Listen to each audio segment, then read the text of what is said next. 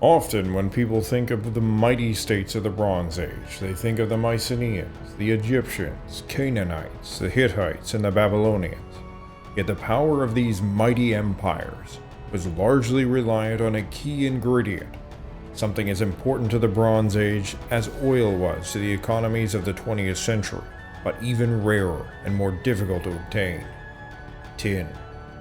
Yet unknown to many is that critical Bronze Age technology and much of the tin required to fuel that wondrous age originated on the far western edge of the world, a place that to the ancients of the Far East became known as the Tin Islands. This is the unknown story of how Bronze Age British miners and craftsmen shaped not only many marvelous works of art and war, but an entire archaeological age, becoming the Lords of Tin.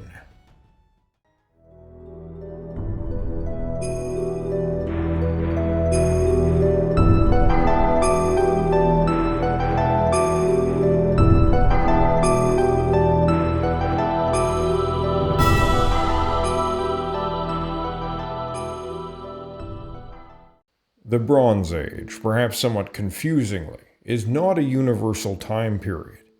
It corresponds to the period when a region adopted the widespread use of the technology, dated through archaeological finds. Its beginning and ending is different from place to place.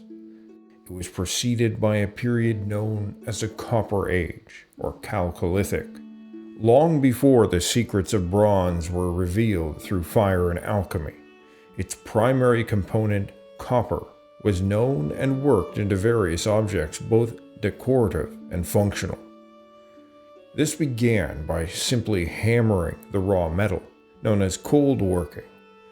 And before the mining of copper ore was understood, some copper was available as native copper, relatively pure pieces already in metallic form.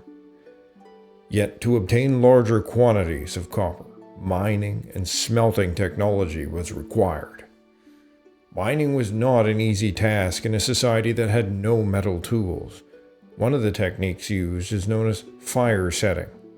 Large fires were built alongside the stones, and then when the stones were very hot, cold water is splashed on them, causing them to shatter. Stone hammers, deer antlers, and wooden mauls were also used to extract the ore. In places where advanced pottery technology existed, because they knew how to create very hot ovens, it was discovered that one could smelt broken pieces of stone containing the raw ore, and techniques of smelting and molding then gradually developed over hundreds of years. Evidence for organized mining and smelting of copper ore appear almost simultaneously in regions of what is now Iran and Serbia and Bulgaria, dating between 5000 and 4500 BC. The timing is so close that the knowledge may have been shared rather than simply a random coincidence. By 4000 BC, copper use begins to spread more widely throughout the Middle East and the Balkans. The famous Goetze, a man who lived sometime around 3350 BC, a representative of the Anatolian early farmer population of Europe, was found on the icy slopes of the Alps, had been carrying a copper axe, which had been made of copper ore mined in Serbia. Arsenic was found all through his hair, likely evidence that he himself was involved in the smelting and manufacture of copper tools and weapons. Now, this period of the Copper Age, sometimes overlooked, was a period of growing sophistication, of advancement and long-distance trade. It was also the period in which the Proto-Indo-Europeans emanating from Eastern Europe spread towards the rising and setting of the sun.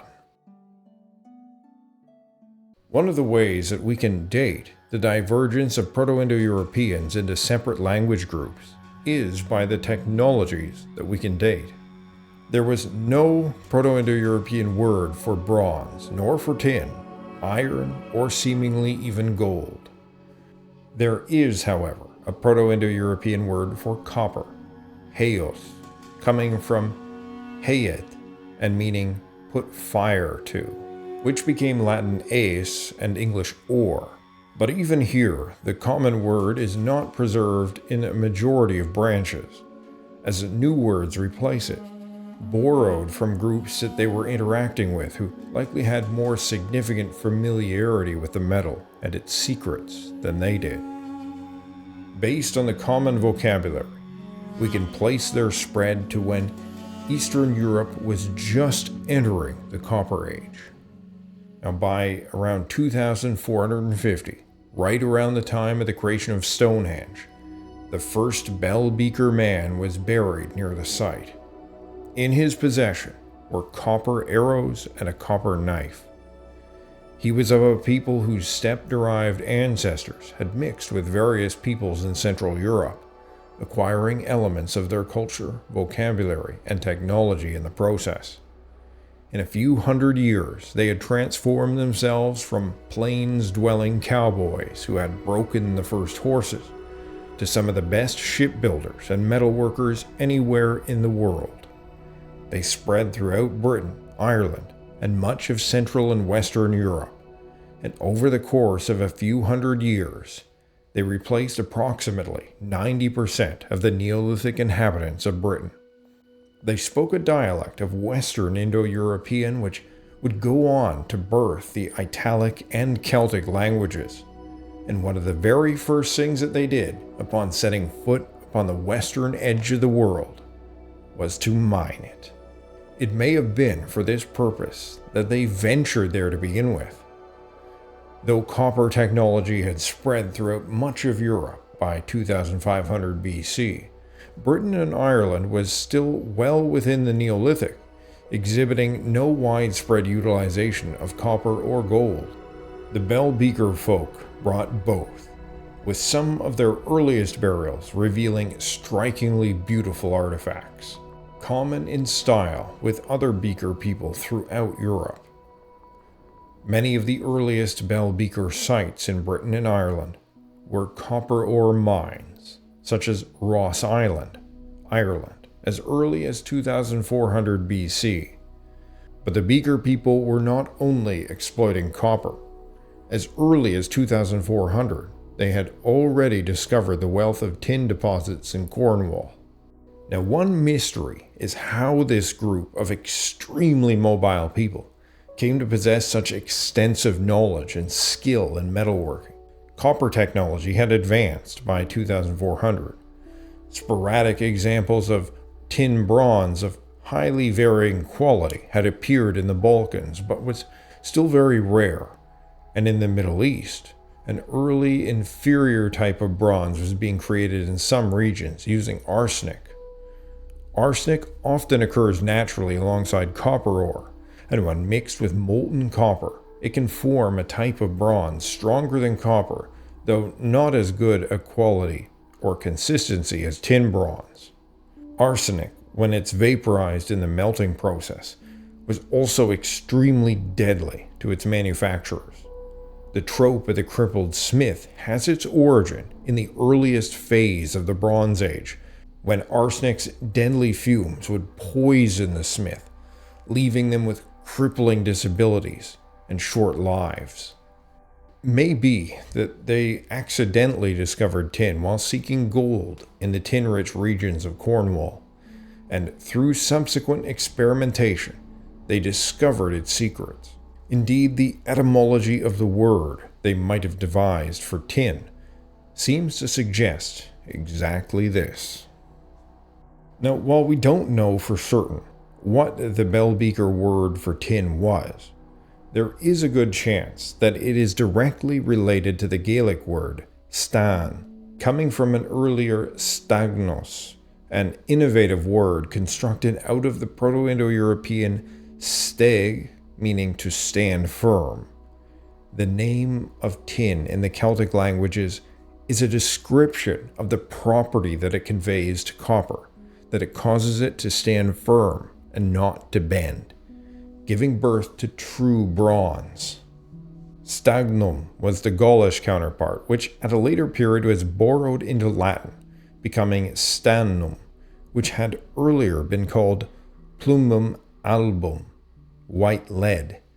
Now, this takes us a little bit into the weeds about Celtic linguistic development. Archaeologist Barry Cunliffe was among the earliest to point out the important role that the Bronze Age British played in the tin and bronze trade, as well as the advancement of the technology.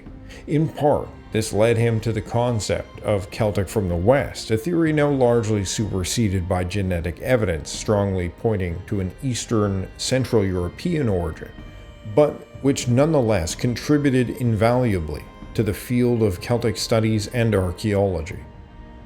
Now, the Celts emerged out of the same bell beaker lineage as those who settled in Britain, and would have spoken a related dialect of Indo-European.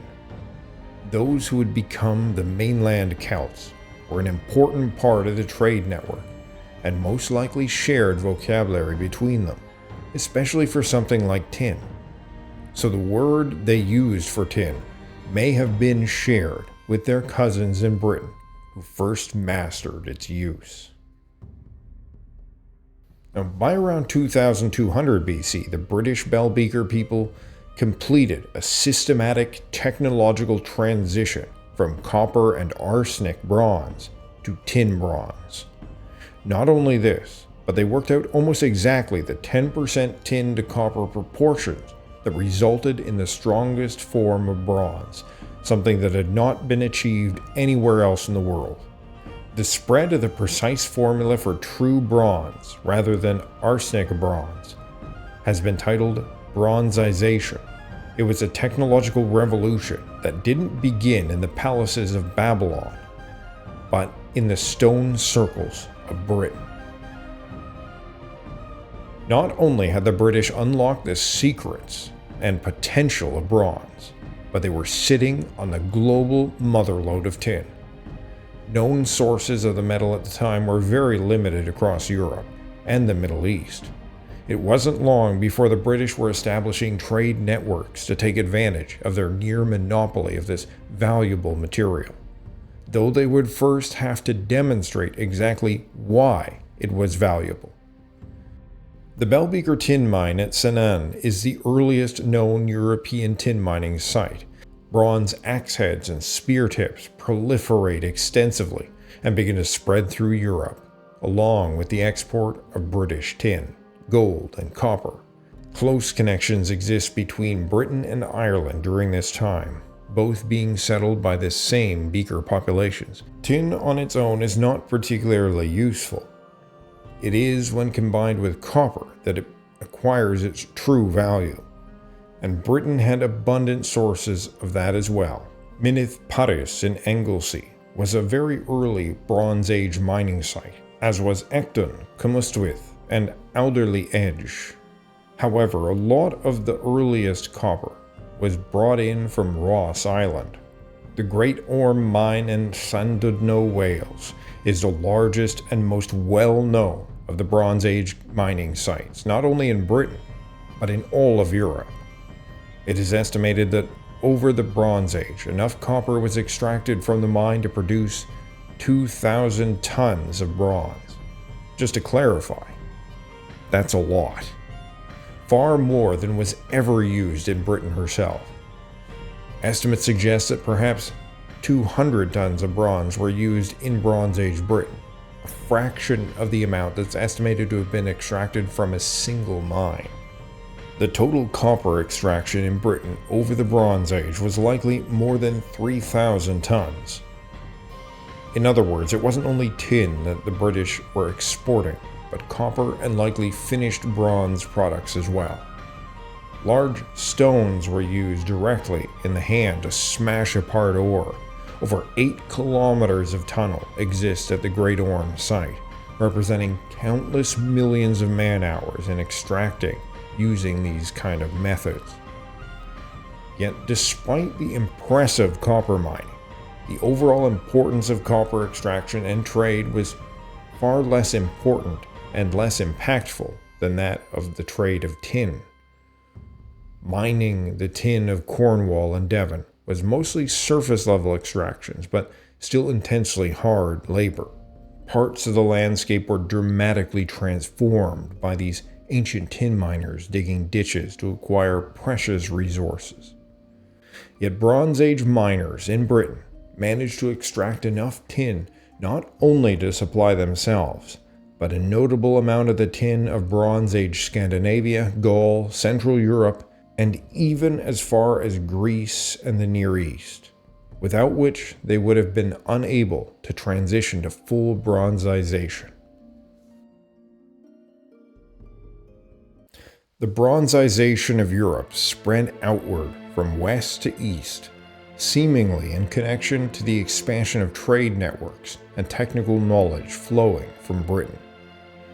This reality runs counter to how many view the European Bronze Age, but it is a fact that Central and Northern Europe had full bronze over 100 years earlier than somewhere like Mycenaean Greece. Almost all of the tin bronze in Western and Central Europe in the initial period was created through tin exported from Britain. In the Late Bronze Age, tin was also discovered in Brittany and Iberia. However, the tin deposits elsewhere in Europe were only a fraction of the total historical output of the mines of Britain. Some earlier theories had proposed that tin was being brought from Britain to Iberia and exported from there into the Mediterranean. But the spread of the technology and tin bronze suggest rather that Britons were exporting first to North and Central Europe via ships and river networks. These networks were likely kin-associated, and many in the region were speaking similar dialects of Indo-European. The critical tin trade would see those linguistic and cultural connections maintained and strengthened. As bronzization spread, the culture and technological sophistication of Central and Northern Europe dramatically increased. These regions were not technologically behind the Mediterranean world. In fact, they were more advanced in particular fields. The full bronzization of the European Mediterranean appears to correspond to the expanded trade network that went from Britain to Cyprus, and then to the East Mediterranean coast by around 1400 BC. Though West Asian societies had access to tin deposits in the East, by the Late Bronze Age, tin from Cornwall was competing with their traditional sources on the market. Now, this would suggest that tin was in short supply in the region. Otherwise, it's hard to see how tin traded across all of Europe by wagon, riverboat, and ship could possibly be competitive with an abundant local source. A shipwreck off the coast of Israel dating to around 1300 BC was found laden with tin ingots originating from Cornwall. And it's now estimated that a large percentage of the tin used to create bronze in the Eastern Mediterranean and wider Middle East at that time was ultimately sourced from Cornwall. British traders, of course, would not likely have been active over the entire length of this route. Tin was most likely passed through a number of intermediaries before arriving at Cyprus, which had long been a focal point for the tin and copper trade throughout the Eastern Mediterranean. But it cannot be totally ruled out that some British traders were making the entire journey. Bronze Age genetic studies from Cyprus show two individuals dating to around 1700 BC originating from Northern Europe, being modeled as having Bell Beaker ancestry.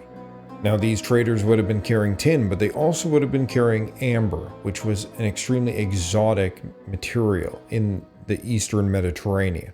Numerous shipwrecks dating to the Late Bronze Age have been found in Cornish waters, laden with tin ingots. Tin was shipped across the Channel to northern France and Brittany, and then brought overland and by river through Gaul, all the way to the Mediterranean. This is a long and difficult route, and during the Middle Bronze Age, we don't even have solid evidence for who was dwelling there. It's possible that before the Proto-Celtic Urnfield expansion, much of Western France spoke a mixture of Bell Beaker dialects and pre-Indo-European languages related to Basque. Even into the Iron Age, the same route was being utilized. Herodotus comments that tin in his day and amber were derived from the edges of Europe, though he's not certain the true existence of the Tin Islands. But his use of this name, Tin Islands, must mean that it was, in his time, a somewhat mythical place that people spoke about. It obviously refers to Britain, and possibly Mount St. Michael off the coast of Cornwall, from which later sources say tin was traded and shipped across the channel, although the ancients themselves were somewhat confused about its location.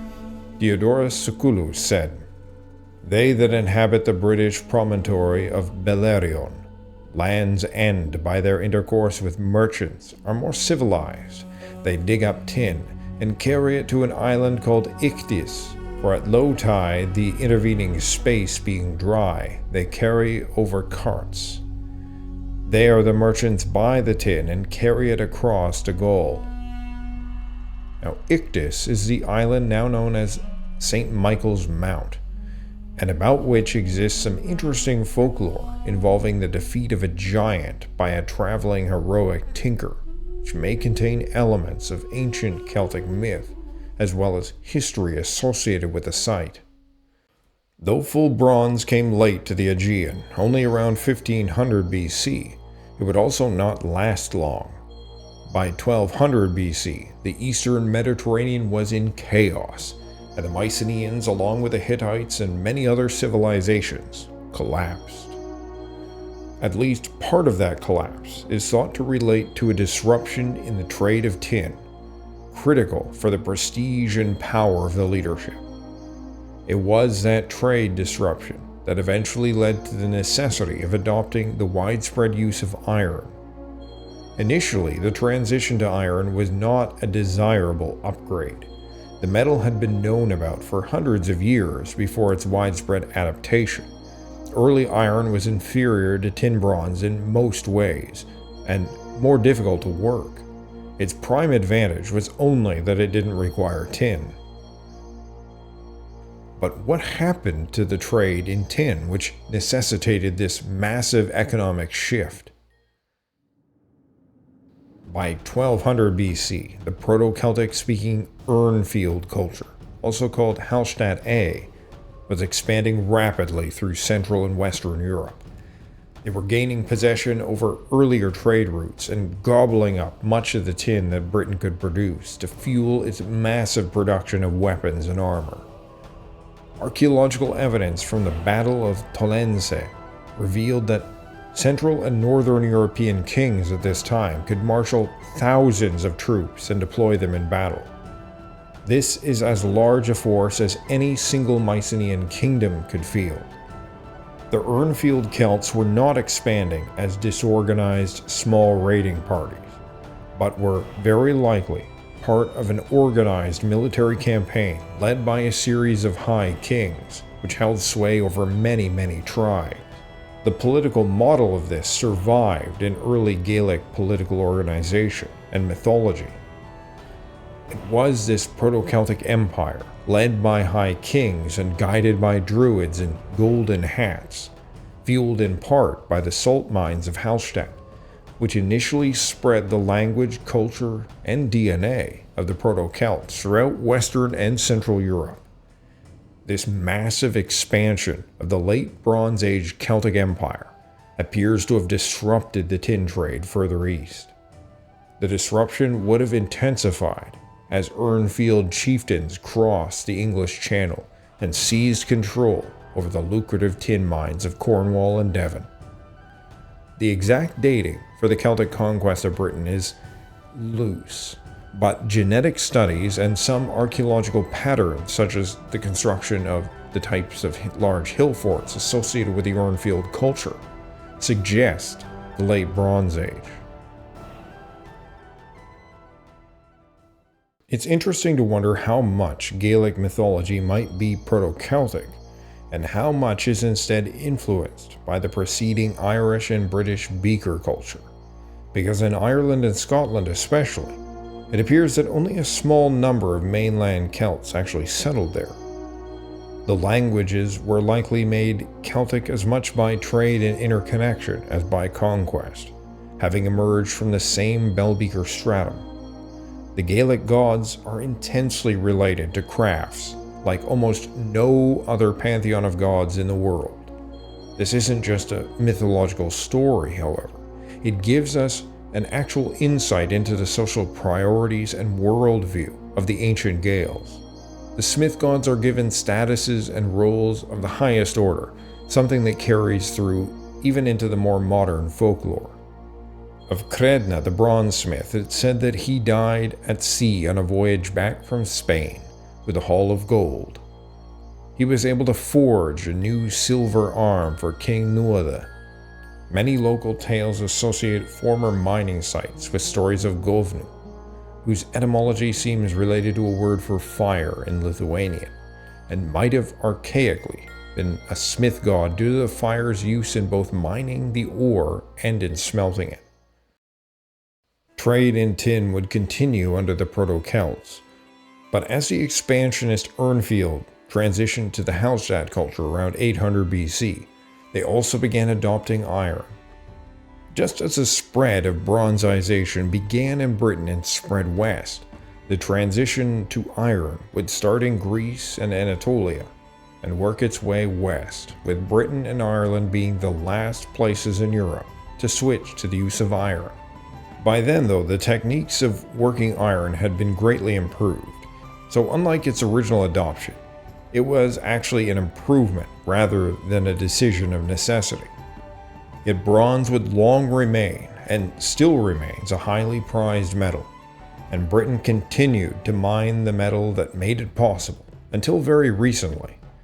Despite all that mining, it is still thought that there is much tin which lies beneath the surface of that sacred land.